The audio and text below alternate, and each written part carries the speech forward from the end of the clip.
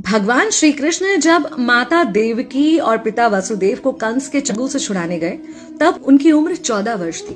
उनकी माता ने उनसे पूछा कि बेटा तुम तो भगवान हो, तो तुम हमें पहले ही कंस के चंगुल से छुड़ा सकते थे, इतनी देर क्यों कर दी?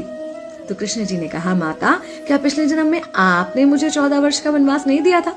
माता हैरान रह गई, बोली ये क्या कह रहे हैं आप? तब कृष्ण जी ने बताया कि पिछले जन्म में मैं राम था और आप थी माता कैकेयी और आप ही ने मुझे 14 वर्ष का वनवास दिया था और कर्म फल से कोई नहीं बच सकता माता, इसलिए आपको 14 साल का ये दुख सहना पड़ा। तब आश्चर्यचकित होते हुए माता ने पूछा, तो फिर यशोदा पिछले जन्म में कौन थी? कृष्ण जी ने बताया, वो थी माता कौशल्या, जो 14 साल तक अपने पुत्र से अलग रही थी। उन्होंने उस दुख को सहा था, इसलिए इस जन्म में 14 साल मैं उनके पास रहा और मेरे साथ रहने का, माता और पुत्र के प्रेम का सुख उन्हें मिला। कहने का मतलब यह है कि कर्म फल से ना उस युग में कोई बचा था, ना आज कोई बचेगा। खुद भगवान भी कर्म फल से नहीं बच सकते, इसलिए अपने हर एक कर्म को बहुत सोच समझ कर कीजिए, क्योंकि जिसके भी खिलाफ आप कुछ गलत कर रहे हैं उससे आपकी शत्रुता कुछ समय या शायद एक जन्म की है, लेकिन उसके साथ कुछ गलत करके आप अपने कई जन्म बिगाड़ सकते हैं।